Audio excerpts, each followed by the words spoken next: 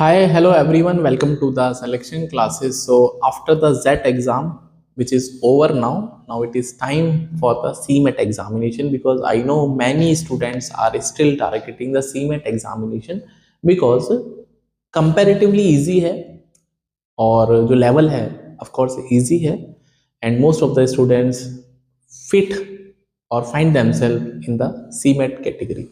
ठीक है, और बहुत सारे अच्छे कॉलेजेस भी हैं जो कि सीमेट का स्कोर एक्सेप्ट करते हैं, तो why should we lose any opportunity to get into the best of colleges, right? So this is the first video where I'm giving you the expected quant questions for the upcoming CMET 2025 examination. And if you want the PDF, if you want the PDF of this content then you can join the selection classes का जो Telegram group है, वहाँ पे आपको ये PDF available हो जाएगा, right? तो डेली के डेली मैं यहाँ पे क्वांट के क्वेश्चंस अपलोड करूँगा and if you keep on revising the question, जो कि कंसेप्ट आपके सारे रिवाइज हो जाएंगे, तो एग्जाम आपके लिए ईजी होगा because I have taken some of the good question, कुछ ईजी क्वेश्चन मिक्सअप है पूरा का पूरा, right? So without wasting much time let us take the first question of the CMET 2025 का जो preparation question, right? So we have the first question and it is from boat and stream. A boat cover 35 kilometre down stream, right? तो अगर मैं सबसे पहले down stream की बात करूं, suppose we have a river which is flowing with some speed, not to take the velocity, speed ही ले लेते हैं, and speed of the river is S for example, and there is a boat like this way.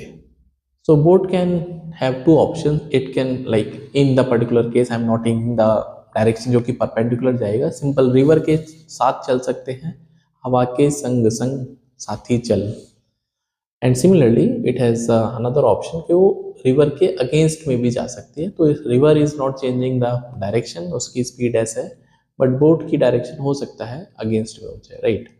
तो दो ही case possible है यहाँ पे। I am giving the छोटा सा कंसेप्ट। तो यहाँ पे जो अगर बोट और स्ट्रीम सेम डायरेक्शन में, इसको बोलते हैं down stream. And if I consider the boat का स्पीड भी, एंड यूनिट सेम होना चाहिए दोनों का, मीटर पर सेकेंड या kilometre per hour, what ever it is. तो डाउन स्ट्रीम का मतलब है कि आपको अगर नदी में छोड़ दिया जाए, if you even you don't know how to swim, तो यू विल बी लाइक जो है रिवर के साथ चलेंगे और कोई ऑप्शन नहीं है ना, रिवर जिधर लेके जाएगी, तो दोनों की जो स्पीड है वो प्लस हो जाएगी डाउन स्ट्रीम में। And if someone want to go against the stream, तो उसको ज़्यादा मेहनत करना पड़ेगा, एंड बोट का स्पीड हमेशा ज़्यादा होना चाहिए स्ट्रीम से और रिवर से, सो दैट डिफरेंस यहाँ पे it is known as the upstream, right? ये छोटा सा कंसेप्ट है, बाकी टाइम स्पीड डिस्टेंस के सारे कंसेप्ट यहाँ पे वर्क करते हैं। तो you can take the screenshot if you want. Opposite चल रहा है तो upstream, and same direction में तो डाउन स्ट्रीम, राइट? अब क्वेश्चन पे बात करते हैं। तो question goes like it that a boat cover 35 kilometer downstream. So 35 is a downstream, like this is speed, or I can say stream, a river, I can say this is boat, and they are in the same direction, and 35 kilometer of the distance has been traveled in 2 hours, and cover the same distance upstream. The same distance has been traveled 35 kilometer of the distance upstream, like boat is going in this way and stream is not changing the direction, उसको हम same direction, तो S and B and S and B, right? तो यहाँ पे जो है वो उसको 7 आवर्स में लग रहा है, राइट? 7 आवर्स में। बस मुझे तो एक बात जाननी है कि स्पीड पूछा है, तो बहुत सारे तरीके हैं, बट एक चीज़ अगर आप नोटिस कर पाएंगे, डिस्टेंस यहाँ पे सेम है। तो अगर डिस्टेंस सेम होता है तो time and speed are inversely proportional. हाँ, time and speed, I am writing and, हाँ, time and speed are inversely proportional to each other.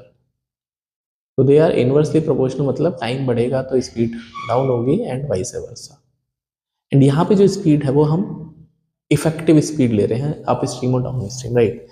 तो टाइम जो डाउन स्ट्रीम का दे रखा है, टाइम जो अप स्ट्रीम का दे रखा है, वो स्पीड अप स्ट्रीम और नीचे स्पीड डाउन स्ट्रीम, यही कंसेप्ट है। इसी से हम क्वेश्चन को सॉल्व कर देंगे। तो डाउन स्ट्रीम का time it is given to us, downstream में इसको सिर्फ 2 घंटे लग रहे हैं, अप स्ट्रीम में उसको 7 आवर्स लग रहे हैं। अब यहाँ पे स्पीड जो उल्टा रिवर्स लिखना, अप स्ट्रीम होगा that is boat minus stream, it can not be stream minus boat, boat को ज़्यादा मेहनत करना पड़ेगा, and boat plus stream, right? So from here I have the ratio that is 2b plus 2s equals to 7b minus 7s, तो 9s equals to 5b, और यहाँ से s और b का जो रेशियो आएगा that would be 5/9, तो 5, this is s upon 9, तो इसको 5 के और 9 के ले लेते हैं। तो इसका मतलब जो स्पीड है वो 5 का मल्टीपल है, स्ट्रीम का, बोर्ड का जो है वो 9 का मल्टीपल है। तो you can find the option अगर कोई 9 का मल्टीपल है, या फिर अगर हम एक्चुअल स्पीड की बात करें तो लाइक अगर हम टाइम की बात करते हैं, टाइम यहाँ पे डाउन स्ट्रीम में दे रखा है ना, तो टाइम होता है distance upon speed, right, speed.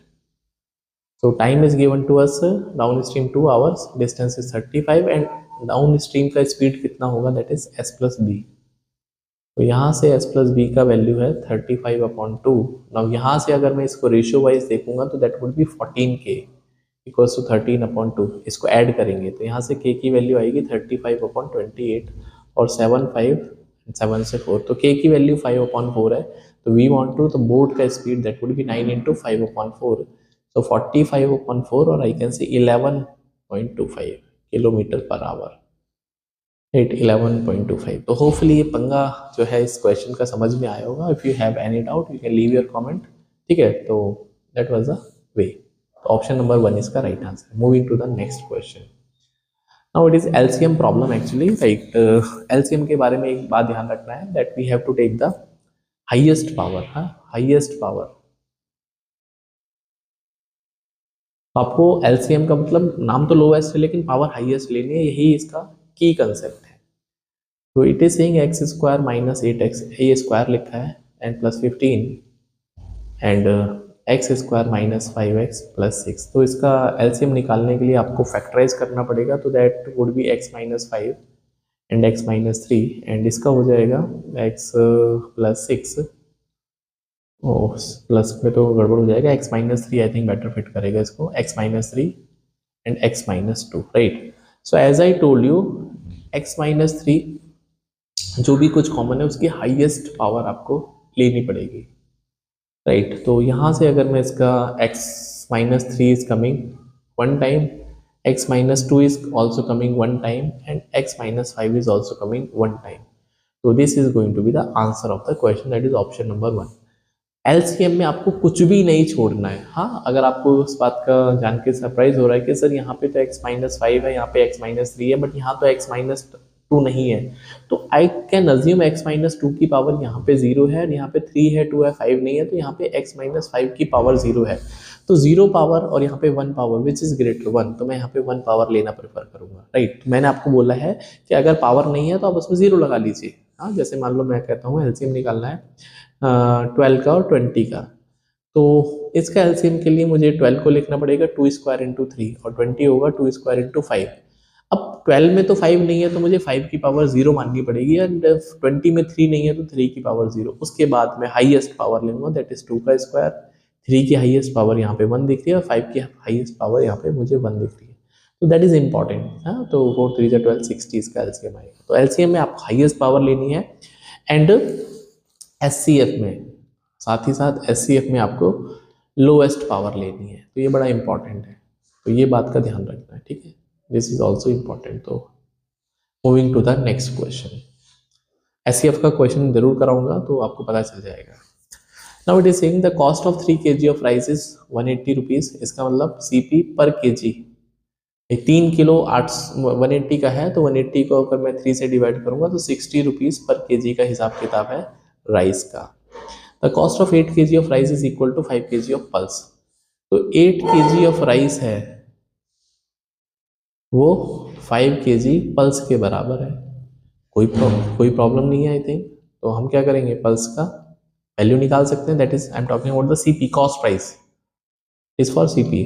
तो यहाँ से आप एक बात बताइए, 1 किलो चावल 60 रुपये के हैं, तो 8 किलो चावल कितने के होंगे, 8 इंटू 60 के, एंड 5 से अगर मैं डिवाइड करूंगा तो यहाँ से 1 kg ऑफ पल्स की वैल्यू आएगी, that is CP. So that would B 96 rupees per KG, ठीक है। तो सीपी ऑफ पल्स आ गया 1 kg pulse, it is 96। Hopefully it is clear. Now the cost of 15 kg of pulse is equal to 2 kg of tea, कोई problem नहीं है। तो 15 kg जो pulse है उसका जो प्राइस है it is equal to 2 kg of tea. तो 2 kg ऑफ टी, तो यहाँ से हम टी का प्राइस निकाल सकते हैं। तो पल्स आपके पास कितने रुपए का आया है, 96 का आया है। एंड यहाँ से 2 से डिवाइड करेंगे तो 48 into 15 that would be 480 plus 240 720 rupees पर K G, that is the C P of 1 kg of tea आ गया। हाँ, is 1 kg of tea. And उसके बाद the cost of 3 kg of tea is equal to 6 kg of walnut. अच्छा, तो 3 kg का जो दैट इज टी का प्राइस है वो that is 6 kg of walnut के बराबर है, 6 kg ऑफ वॉलनट के इक्वल है। ठीक है, तो यहाँ से 3 इंटू टी की वैल्यू है वी हैव 720 एंड इसको 6 से डिवाइड करेंगे, so that will give me 360 rupees पर K G for the walnut, right. तो वॉलनट का जो प्राइस आएगा वो 360 आएगा। Now it is asking that to what is the cost price of 10 kg। तो 1 kg का cost that is 1 kg is costing me 1 kg का जो कॉस्ट आया वो 360 आया। तो 10 kg का कॉस्ट कितना हो जाएगा, 2 0 चिपका देंगे, इसके आगे ऑप्शन नंबर डी करेक्ट है। Hopefully get it. और इसका अगर मैं और भी तरीके से बात करूं, इसको रेशो के अगर मैं पॉइंट ऑफ व्यू से सोचूं तो आपको जैसे आपके पास बोलता है कि पहले आपके पास 8 kg rice equals to 5 kg pulse, ठीक है। तो 8 kg rice equals to 5 kg pulse and that is equals to 15 kg of pulse equals to 2 kg of tea. तो वहां से भी थोड़ा सा मुश्किल पड़ सकता है। 15 kg of pulse equals to 2 kg of tea and it is saying 3 kg of tea equals to, so 3 kg of tea equals to 6 kg of walnut। ठीक है, तो ये यहाँ से भी आप कर लेंगे 6 kg ऑफ वॉलनट। तो प्राइस की बात करें तो यहाँ से भी इक्वल कर सकते हैं, मतलब 1 kg ऑफ टी जो है वो 3 kg ऑफ वॉलनट के बराबर है। तो यहाँ पे हम क्या करेंगे, 1 kg का प्राइस 3 के बराबर है तो 2 kg का मतलब, और यहाँ से 2 आएगा ना नीचे 2, भाई 1 kg का 2 के इक्वल हो जाएगा तो 2 2 जा 4 हो जाएगा।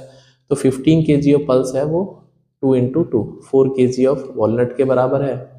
और तो 1 kg ऑफ पल्स किसके बराबर हो जाएगा, 4/15 ऑफ वॉलनट। तो यहाँ पे मैं वैल्यू चिपका सकता हूँ। तो 8 kg of rice equals to 5 into 4/15 of walnut. तो 5 3 जा 15। तो यहाँ से 8 kg ऑफ राइस जो है वो 4/3 kg ऑफ वॉलनट के इक्वल है। होपफुली ये थोड़ा सा रेशियो वाला तरीका है। तो यहाँ से अगर मैं वॉलनट और राइस की बात करता हूँ, I am writing on this side that 1 kg of walnut equals to that is 4 2 जा 8, so that would be 6 kg, 6 times of rice. तो जो भी 1 kg का वॉलनट है वो 6 टाइम्स है जो राइस का प्राइस है। और राइस का प्राइस पर कितना है, पर केजी। तो rice per KG as I told you 60। तो 1 kg वॉलनट हो जाएगा दैट इज 6 इंटू 60 360। तो यहाँ से 10 kg जो वॉलनट है वो 3600 के बराबर होगा। Hopefully get it. कोई डाउट है तो you can leave your comment. So next question we have, and it is saying that Suresh, Dinesh and Ramesh become partner in a business by investing money in the ratio, right? So Suresh, Dinesh and Ramesh, they invested in the ratio 3, 6 or 8, and whenever we want percentage change और percentage अगर आपके पास natural numbers हैं तो आप इनको 10 या 100 के multiple में लिखिए, सो दैट ये चीज़ें ईजी हो सकती हैं, कैलकुलेशन ईजी हो जाएगी। तो मैं इसको 30, 60 और 80 भी लिख सकता हूँ। 5% इसका इंक्रीमेंट, तो इसका 10% कितना होगा, एज यू नोट इसका 10, तो एक काम करते हैं 10%, मतलब मुझे लग रहा है यहाँ पे डेसिमल बनेगा, देखो इसका 10% होगा 3 और 5% होगा 1.5, तो 31.5 आएगा, राइट। तो उससे बचने के लिए मैं एक काम करता हूँ, यहाँ पे 300 एज्यूम कर लेता हूँ, तो ये 315 हो जाएगा, राइट। विदाउट डेसिमल 315, इसका 5% 15 हो जाएगा। Similarly, if I take the 15% of this number, that would be 15% of 600 would be 90. So this will be 690, and 20% of 800 would be 160. So that would be 960. So there is no use of मतलब zero तो नहीं है, फिर हमको इसको 5 से divide करना पड़ेगा मजबूरी में। तो 5 6 30, 5 से 3 हो जाएगा, एंड दिस इज 16 5 जा 17 5 जा 17 तो चला गया, 14 15, 14 4 जा 14 5 जा 70, 13 13 5 जा 55 138 एंड 19 192। क्या ये 7 से डिवाइड हो रहा है? 3 से डिवाइड हो जाएगा 21 टाइम्स, 3 से 46 एंड 3 से 64। सो 21 46 64, ऑप्शन नंबर सी इसमें करेक्ट आंसर है। सो इजी था, बट ये सब चीज़ें आपको हेल्प करती हैं कैलकुलेशन इजी करने में। तो अगर आप कैलकुलेशन इजी करना चाहते हैं तो जो मैं तरीके बता देता हूँ प्लीज़ आप उनको फॉलो करा करिए, और ये एग्जाम में आपकी ज़रूर हेल्प करेंगे। Moving to the next question we have the angle of elevation of the top of a building at a distance 70 metre from the. देखो ये हमेशा मैं बोलता हूँ और बहुत इंपॉर्टेंट कंसेप्ट है, एंड होपफुली आपने पढ़ा भी होगा तो रिवाइज हो जाएगा कि अगर आपके पास राइट एंगल ट्राइंगल है 30 60 और 90 के एंगल बनते हैं, तो जो भी 30 के सामने के होता है 60 के सामने के रूट 3 और हाइपोटेन्यूज 2 के होता है। बस इतनी बात जान लेंगे तो ये क्वेश्चन देखते ही खत्म हो जाएगा, राइट। क्या करना है इसमें, दैट डिस्टेंस 70 मीटर दे रखी है एंड फाइंड द हाइट निकालना है, राइट। तो यहाँ पे जो द एंगल ऑफ एलिवेशन, अब यहाँ पे जो क्वेश्चन में समझने वाली बात है कि एलिवेशन एंगल यहाँ पे 60 दे रखा है और ये एंगल 30 बनेगा फिर, और ये 90, और ये जो डिस्टेंस है ये 70 दे रखी है। तो एज आई टोल्ड यू 30 के सामने जो भी बनेगा उसका रूट 3 टाइम्स 60 के सामने बनेगा and that would be the height. यहाँ से हाइट सीधा सीधा 70 रूट 3 मीटर आ जाएगी। तो if you know the concept you can write it in the single line, helps आपको बहुत सारा ट्रिग्नोमेट्री हो सकता है लगाना पड़े, ठीक है। Next question, find the single equivalent discount. 12% का डिस्काउंट, 18% का डिस्काउंट और 25% का डिस्काउंट, एक्चुअली में कितना परसेंट डिस्काउंट, राइट।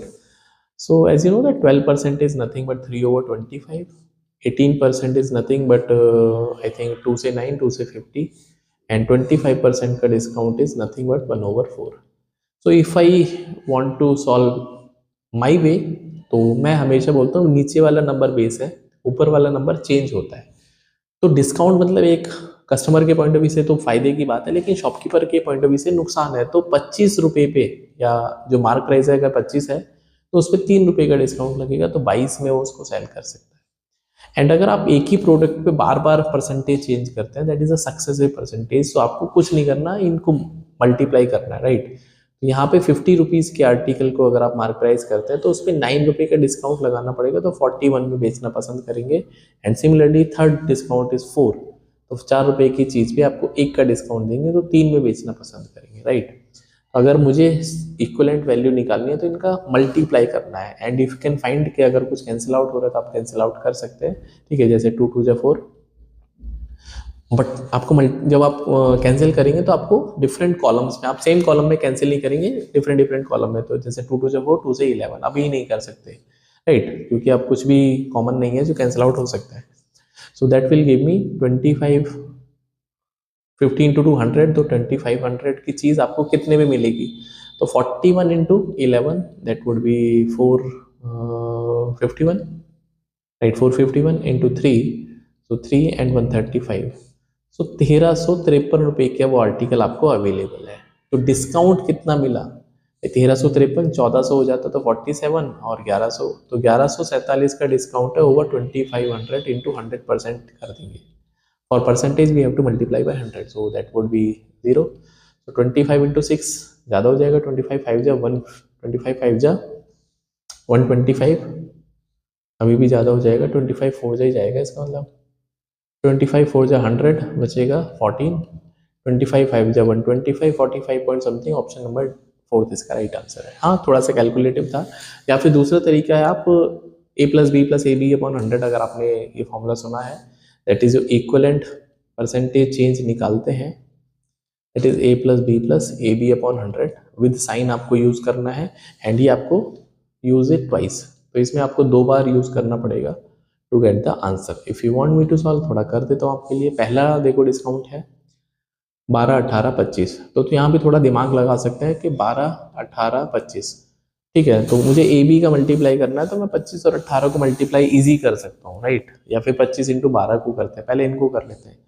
तो ये डिस्काउंट है तो माइनस लेंगे, -12 -25, एंड ये माइनस माइनस अभी प्लस हो जाएगा बिकॉज -12, और ये -25/100, ये हो जाएगा माइनस का 37, और 25 इंटू 12 300, प्लस का 300 तो प्लस का 3 हो जाएगा, माइनस का 34, राइट। अभी माइनस का 34 है, तो माइनस का 34, अभी एक 18 और बचा है, ठीक है। तो ये थोड़ा कैलकुलेटिव यहाँ भी जाएगा, आपकी मर्जी है। तो माइनस का 34 माइनस का 18 प्लस का 34 into 18 and divide by 100, that would B minus का 52 प्लस 34 इंटू 18, 18 4 जा 72, 18 3 जा 54 और 7 61 डिवाइड बाई 100, तो प्लस का 6.12 तो 0.88, 51 बचेगा यहाँ पे, 51 में से 6 गए तो 45, तो आंसर वही आएगा, बट नेगेटिव मतलब डिस्काउंट है। तो it is up to you कि आप किस तरीके से जाना चाहते हैं। Moving to the next question.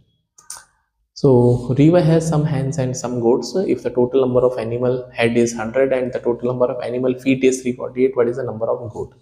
तो आप इसको मिक्सचर एलिगेशन से करेंगे तो इजी हो जाएगा, मैं उसी तरीके से बता देता हूँ। होपफुली आपने मिक्सचर एलिगेशन पढ़ा होगा। कुछ नहीं करना, जो भी कोई दो चीज़ें हैं, मिक्सचर एलिगेशन दो ही चीज़ पे लगता है, यही इसका ड्रॉबैक है और यही इसका खूबसूरती भी है। तो कितने हेड हैं भाई, जितने हेड हैं कम से कम उतने ही तो एनिमल होंगे। नॉर्मल दुनिया में एक एनिमल का एक ही हेड होता है, रावण वावड़ तो है नहीं, है ना। तो एक नॉर्मल एक हेड है। तो अगर ये सारे के सारे हेड, मतलब आपके पास एनिमल कितने हैं टोटल 100 में मान सकता हूँ, बिकॉज 100 ही सिर दिखाई देते हैं। तो अगर ये सारे के सारे, अब यहाँ पे दो वैरायटी है, एक तो हैन है और एक यहाँ पे गोट है, और बात सारी हो रही है गोट मतलब greatest of all time, and GOAT बकरी वाला भी होता है, and it is talking about the feat. तो हैन के 2 फीट होते हैं और इसके 4 फीट होते हैं। तो अगर ये सारे के सारे 100 के 100 एनिमल हैन होते तो मैक्सिमम कितने फीट बन सकते थे? 200। अगर ये सारे के सारे गोट होते तो मैक्सिमम 400 फीट बनते, बट ना तो फीट 200 है ना 400, इसका मतलब फीट इनके बीच में है, तो बीच का कोई नंबर आएगा। तो आपको डायगोनल में माइनस करना है, बड़े में से छोटे को। तो 348 minus 200 148, and 400 minus 348 will be 52। तो ये जो रेशियो आएगा ये क्वांटिटी का रेशियो आएगा। तो 4 से 13 एंड 4 से 4 3 जा 37, हाँ। तो 37 और 13 और 37, मतलब जो गोट है वो 37 का मल्टीपल है, जो हैन है वो 13 का मल्टीपल है। तो इन दोनों को मिला के ये 50 यूनिट्स आ रहा है। क्वेश्चन में 50 यूनिट्स की मतलब 100 एनिमल है, तो हमको डबल करना पड़ेगा। इसका मतलब भाई हर चीज़ डबल हो गई। तो आपसे पूछा है गोट के बारे में, तो गोट वुड बी 37 का डबल 74। सो होपफुली ये मिक्सर एलिगेशन आप इसको अलजेब्रा से भी कर सकते हैं, तो आंसर सेम ही आएगा। अलजेब्रा से अगर आपको करना है तो प्लीज़ आप यार ऐसे कर लेना, हैन प्लस गोट टोटल 100 एनिमल, गोट के हैन के 2 पैर होते हैं, गोट के 4 होते हैं, और यहाँ से जो टोटल फीट आपको दे ही रखा है 348, यहाँ से भी आंसर आ जाएगा। तो it is up to you, आप ऐसे भी सॉल्व कर लेना, ठीक है। Next question we have, if the external angle of a regular polygon is 18। हम रेगुलर पॉलीगन का मतलब all exterior and interior angle equal होते हैं, तो यही खास बात है। ऑल मतलब सारे के सारे। अब एक्सटीरियर और इंटीरियर एंगल इक्वल नहीं होते, कहीं इस बात को आप ऐसे समझो। एक्सटीरियर मतलब सारे के सारे एक्सटीरियर एक साथ, और इंटीरियर मतलब सारे के सारे इंटीरियर एक साथ। पता चले आप दोनों को इक्वल कर दो, हाँ, ये पंगा हो जाएगा। तो जो एक्सटीरियर एंगल होता है, each exterior angle for the regular polygon is 360 divided by the number of sides. Now it is given to us 18, तो यहाँ से number of side मुझे पता चलेगा, that would be right 20. So number of sides 20 है, and we have to find the number of diagonals. तो diagonal निकालने का फॉर्मूला मैंने न जाने कितनी बार बताया है, फिर बता देता हूँ। Diagonal of N sided polygon, अब ये रेगुलर हो या कुछ भी हो, फॉर्मूला काम करेगा हमेशा, and that is nothing but n(n-3/2). तो इस बात को आप ध्यान रखेंगे तो आंसर आ जाएगा। तो 20 इंटू एन, यहाँ पे नंबर ऑफ साइड है, तो 20 इंटू 17 डिवाइड बाई 2, तो 170 इसका राइट आंसर बन जाएगा, ठीक है। तो ऑप्शन नंबर 3 यहाँ पे करेक्ट है, right. Moving to the next question. ये जो नंबर है किससे डिविजिबल है? 2 9 1 8 2 4 5। तो 3 से डिविजिबिलिटी के लिए इनका सम 3 से डिविजिबल होना चाहिए, 9 होता है, ये भी 9 होता है, एंड 5 4 9 होता है, बट 4 नहीं होगा, इसका मतलब 3 तो ऑप्शन कट गया। 291824 11 का डिविजिबिलिटी क्या होता है आपको 11 के लिए देखो इसे plus minus plus minus plus minus plus alternate plus minus करना है। अब एक एक का डिफरेंस निकालो, इसके 5 में से 4 गए 1, 2 में से 8 गए -6 एंड 1 में से अगेन 9 गए तो माइनस का 8 एंड 2 में से 0 गए तो 2, तो this would be 2 + 1 3 -14। So minus का 11 एंड माइनस का 11 का मतलब 11 का तो मल्टीपल है नो मैटर माइनस का या प्लस का है, तो ये नंबर 11 का मल्टीपल ही बनेगा। 12 का मल्टीपल होने के लिए 12 का मल्टीपल होने के लिए इसको 4 और 3 से मल्टीप्लाई मतलब 12 के लिए अगर आपको मैं बात करता तो आपको प्रोडक्ट आपको 2 लिखना है वो भी को प्राइम। आप 2 × 6 नहीं लिख सकते, आप उसको को प्राइम 2 नंबर लिखे दैट इज 3 × 4। तो 3 से नहीं है तो 4 से भी कहाँ से होगा, 4 के लिए वैसे ही लास्ट में 2 डिजिट होनी चाहिए। 9 का है नहीं, 9 और 3 एक ही साथ काम करता है तो 11 इसका राइट आंसर है। 9 का डिविजिबिलिटी रूल और 3 का सेम टू सेम होता है। Moving to the next question, the average weight of 3 men is increased by 4 kg when one of them leave whose weight is 100। ये बहुत इजी क्वेश्चन है। यहाँ पे आपको नंबर लिखना है, यहाँ पे उनका एवरेज लिखना है, यहाँ पे उनका सम लिखना है। मेरा तरीका यही है, एक बार सीख लेंगे तो जीवन भर काम आएगा। तो number we have average weight of the 3 men, तो 3 मैन हैं उनका एवरेज 4 से बढ़ जाता है जब एक कोई छोड़ के चला जाता है, तो इनका एवरेज नहीं पता, ए मान लेते हैं, सम इसका 3 आ जाएगा।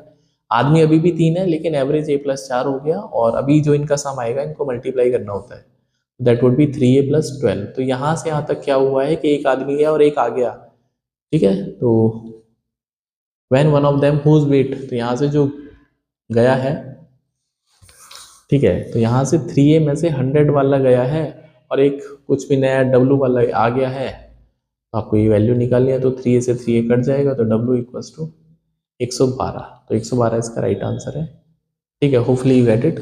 और एक और तरीके से अगर आप इसको समझना चाहते हैं कि 100 किलो वाला गया है और 4 किलो से सबका बढ़ गया, तो वेट बढ़ने का मतलब है कि 100 किलो तो कंपनसेट हो ही गया भाई, वो तो जो बढ़ चला गया और आ गया कोई पर्सन तो और बढ़ गया वेट, इसका मतलब 100 से तो ज़्यादा ही वाला आया, तो 4 किलो उसने सबको 3-3 किलो सबको दिया होगा तो 112 हो गया भाई। 4 किलो उसने सबको दिया, 3 आदमी इक्वल डिस्ट्रीब्यूशन, एवरेज होता है इक्वल डिस्ट्रीब्यूशन, तो मतलब सबने उसको 12-12 दिया, तो इसका मतलब इसका खुद का जो वजन होगा वो 112 हो जाएगा क्योंकि इसने 3-3 किलो बढ़ा दिया सबका, ठीक।